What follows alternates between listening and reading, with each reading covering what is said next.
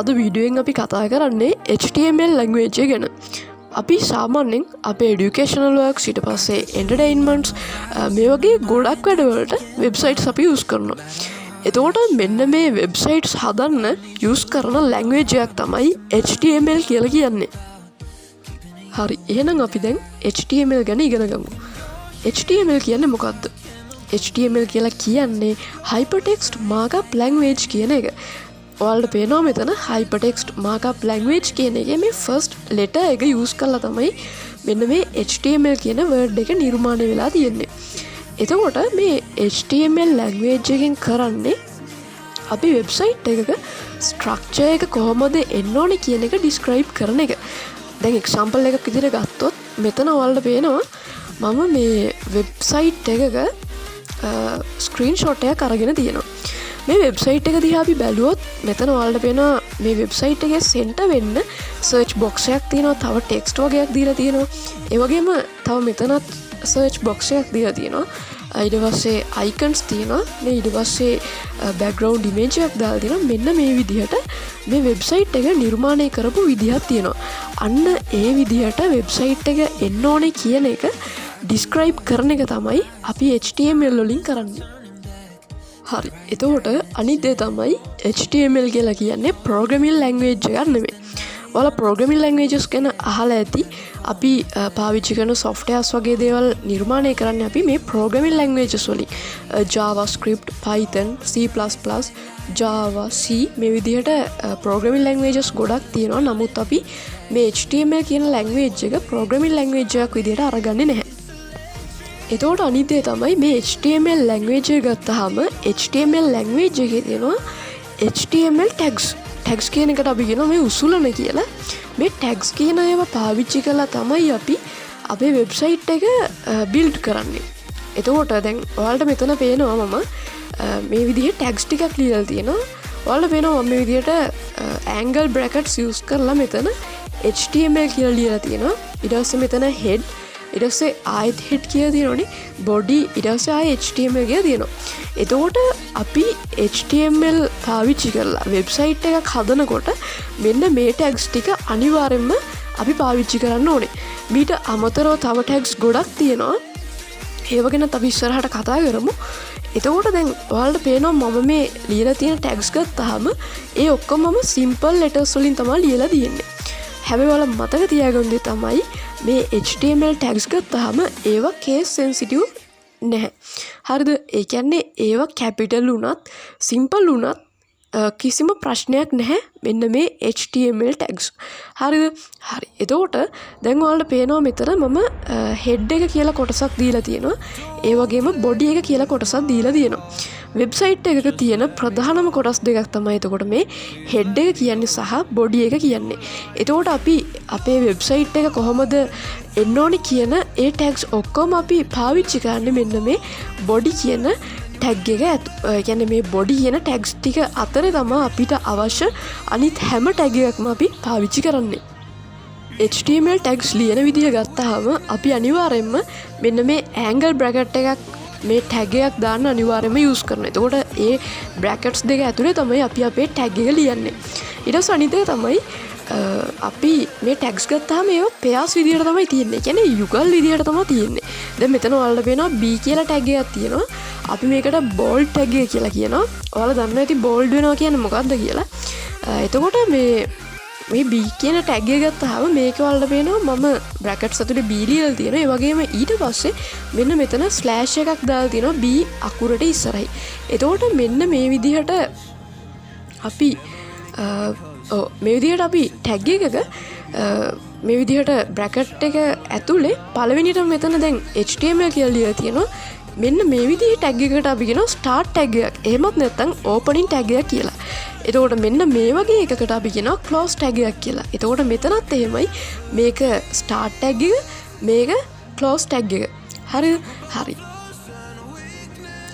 එතකොට දැන් මම ඔයාලට කියලා දෙන්නම් කොහොමද මේ HTML document එක create කරගන්නේ කියලා. HTML language එකේ මේ විදිහට ලියන්න ඔයාලට HTML editors පාවිච්චි කරන්න පුළුවන්. එහෙමත් නැත්නම් ඔයාලට මම මේ කියන විදිහටත් මේ HTML ඩොකියුමන්ට් එකක් ක්‍රියේට් කරගෙන බලන්න පුළුවන්. ඔයාලා දිගටම HTML ඉගෙන ගන්න බලාපොරොත්තු වෙනවා නම් ඔයාලා ඒකට HTML එඩිටර් එකක් යූස් කරන එක හොඳයි. දැනට මම ඔයාලට HTML ඩොකියුමන්ට් එකක් ලේසියෙන් ක්‍රියේට් කරගන්න විදිහ කියලා දෙන්නම්. ඔයාලා මෙතන සර්ච් බොක්ස් එකට ගිහිල්ලා මෙතන ටයිප් කරන්න notepad කියලා. ඔයාලගේ Windows කම්පියුටර් එකක් නම් තියෙන්නේ අනිවාර්යයෙන්ම මේ notepad එක ඔයාලගේ කම්පියුටර් එකේ තියෙනවා. හරි. ඉතින් මේ විදිහට ඕපන් වුණාට පස්සේ අපි මෙතන අර කියපු ටැග්ස් ටික පොඩ්ඩක් ටයිප් කරලා බලමු. ඔයාලා මෙතන දැන් අර angle bracket එකක් මේ විදිහට දාලා මෙතන මම මේ විදිහට අර HTML කියන opening tag එක ලියනවා. ඊට පස්සේ මම ආයෙත් HTML කියලා මේ විදිහට ලියාගෙන මෙතන ස්ලෑෂ් එක දානවා. ස්ලෑෂ් එක දාලා HTML කියලා ලියනවා. එතකොට දැන් ඔයාලට මතක ඇති මේ තියෙන්නේ opening tag එක, මේ තියෙන්නේ closing tag එක. එතකොට අනිවාර්යයෙන්ම මෙන්න මේ tags ටික අතරේ තමයි අපේ හැම tag එකක්ම අපි ලියන්න ඕනේ. හරි. ඊට පස්සේ මෙතන මම දැන් type කරනවා මේ විදිහට head කියලා. ඔයාලත් කැමති නම් මාත් එක්ක මේ විදිහට type කරගෙන යන්න. ඊට පස්සේ මම මේ විදිහට title කියලා දානවා. ඊට පස්සේ ඔයාලට කැමති නමක්, ඔයාලගේ වෙබ් පේජ් එකට කැමති නමක් ඔයාලට මෙතන දෙන්න පුළුවන්. මම මෙතන ටයිප් කරනවා iCKProgramming කියලා. හරි. ඊට පස්සේ අපි මෙතන මේ ලියාගත්ත ටැග්ස් දෙකේ ක්ලෝසින් ටැග්ස් ටිකත් අපි ලියා ගන්න ඕනේ. මේ විදිහට ෆ්ලෑෂ් එක දාලා ටයිටල් කියලා ලියා ගන්නවා. ඊට පස්සේ මෙතන මම ස්ලෑෂ් එක දාලා හෙඩ් කියලා ලියා ගන්නවා. ඊට පස්සේ අපි මේක සේව් කරලා බලමු. ඔයාලට පේනවා මෙතන ෆයිල් කියන එක. ඒකට ගියාට පස්සේ මෙතන save as කියලා එකක් ඔයාලට එනවා. අනේ ඔප්ෂන් එක අරගන්න මම දැන් මේක මගේ ඩෙස්ක්ටොප් එකට සේව් කරගන්නවා. මම මෙතන ඩෙස්ක්ටොප් එකේ new folder එකක් ක්‍රියේට් කරගන්නවා. මම ඒකට දෙනවා web කියලා. ඊට පස්සේ ඒක උඩ මම විදිහට ක්ලික් කරලා මගේ HTML document එක මම save කරගන්නවා. අපි HTML document එකක් save කරනකොට මුලින්ම අපි කැමති නමක් මෙතෙන්ට දෙන්න ඕනේ. මම මෙතෙන්ට ICK කියලා දෙනවා. ඊට පස්සේ අනිවාර්යෙන්ම ඔයාලේ ටයිප් කරපු නමට පස්සේ ඩොට් එකක් තියන්න ඕනේ. ඩොට් එකක් තියලා ඔයාලා ටයිප් කරන්න HTML කියලා. මේ විදිහට මම ick.html කියලා මේකේ ෆයිල් නේම් එක දුන්නා. එතකොට මතක තියාගන්න මේ ඩොට් එකයි HTML එකයි කියන එක අනිවාර්යෙන්ම එන්න ඕනේ. ඊට පස්සේ අනිත් එක තමයි ඔයාලට පේනවා මෙතන save as type කියලා එකක් තියෙනවා. ඒක ඔයාලා මෙතන all files දෙන්න. දැන් මේක මේ විදිහට save කරගන්න ඕනේ. දැන් අපි අපේ ඩෙස්ක්ටොප් එකට ඇවිල්ලා බලමු. මේ තියෙන මම ක්‍රියේට් කරගත්ත ෆෝල්ඩර් එක. මම ඒක උඩ මේ විදිහට ක්ලික් කරනවා. ඔයාලට පේනවා මේක Google Chrome icon එකක් මෙතන ඇවිල්ලා තියෙනවා. මෙතනදී මම ඔයාලට මේ web browsers වලින් මොකද්ද වෙන්නේ කියලා දෙන්නම්. ඔයාලගේ අනිවාර්යයෙන්ම හරියට save කරගත්තා නම් මෙතන ඔයාලගේ web browser එකකින් මේ විදිහට ඇවිල්ලා ඇති. එතකොට web browser එකකින් ඇවිල්ලා ඇති කියන්නේ මේ විදිහට web browsers ගත්තාම Safari, Mozilla Firefox, Opera, MS Edge මේ විදිහට web browsers තියෙනවා. ඔයාලා බලන්න මෙන්න මේ icons වලින් එකක් විදිහට හරි ඔයාලගේ web page එක save වෙලා තියෙනවද කියලා. හරි. දැන් මම මේක උඩ මේ විදිහට double click කරනවා. ඔයාලට පේනවා දැනට මම create කරපු web අර HTML document එකේ කිසිම දෙයක් දැන් අපිට display වෙන්නේ නැහැ. හැබැයි ඔයාලට පේනවා මෙතන web page එකේ උඩම ටිකේ මෙතන ඔයාලට පේනවා ඇති iCKProgramming කියලා කොටසක්. ඔයාලට පේනවා iCKProgramming කියලා. මෙතන අපි type කරපු HTML tags වල ඔයාලට පේනවා මම මේ අතරේ text එකක් විදිහට iCKProgramming කියලා දීලා තියෙනවා. අන්න ඒක තමයි මෙතන website එකේ මේ විදිහට පේන්නේ. හරි. ඊට පස්සේ ඔන්න ඔය විදිහට තමයි අපි HTML document එකක් හදාගන්නේ. ඊට වඩා අපිට tags දාලා හදන්න පුළුවන්. අපි ඒක කොහොමද කරන්නේ කියලා බලමු. එතකොට දැන් මේ විදිහට අපි tags දාලා HTML documents ගොඩක් create කරගත්තා පස්සේ අපිට ඒව ඔක්කොම එකතු කරලා website එකක් හදාගන්න පුළුවන්. හරි. එතකොට දැන් මේ web browsers වලින් මොකද්ද කරන්නේ? දැන් අපි මෙතනදී මේ විදිහට ලියාගන්න HTML documents තියෙනවානේ. ඒ documents අපි ඔයාලට මතකයි dot එකක් තියලා HTML කියලා save කරගත්තා. එතකොට අපි මේ විදිහට save කරගත්තට පස්සේ අන්න ඒවා ඕපන් වෙන්නේ මෙන්න මේ වෙබ් බ්‍රවුසර්ස් හරහා.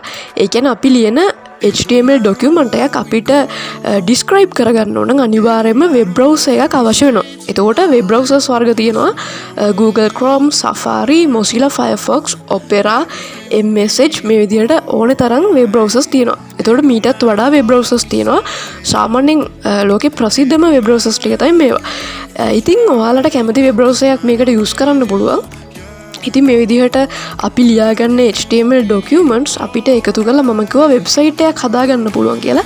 එතකොට මේ විදිහට අපි HTML ඩොකියුමන්ට්ස් ලියලා ඒවා මෙන්න මේ වෙබ් බ්‍රවුසර් එකක් හරහා තමයි ඕපන් කරලා අපි වෙබ්සයිට් එකක් විදිහට අරගන්නේ. ඉතින් HTML ගැන කතා කරාම ඔයාලට ඔය ටික තමයි HTML ගැන කියලා දෙන්න තියෙන්නේ. ඉතින් මේ මම HTML ගොඩක් කියන්නේ HTML බොහොම ටැග්ස් ටිකක් පාවිච්චි කරලා නිකන් හෙඩ් එකක් විතර කොහොමද හදාගන්නේ කියන එක විතරයි අද කියලා දුන්නේ. මම ඔයාලට ඉස්සරහට HTML tags අනිත් ඒවා කියලා දීලා කොහොමද ඔයාලගේ වෙබ්සයිට් එකට ඉමේජ් එකක් දාගන්නේ, බෑග්ග්‍රවුන්ඩ් කලර් එකක් දාගන්නේ කොහොමද, ලස්සනට ටෙක්ස්ට් දාගන්නේ කොහොමද, ටෙක්ස්ට් දාගන්නේ කොහොමද, මෙන්න මේ වගේ මම ඔයාලට ඉස්සරහට වීඩියෝ එකකින් අරන් එන්න. ඉතින් මම හිතනවා ඔයාලට අද HTML ගැන කියලා දුන්න මේ වීඩියෝ එකෙන් ඔයාලා HTML ගැන ගොඩක් දේවල් දැනගන්න ඇති කියලා.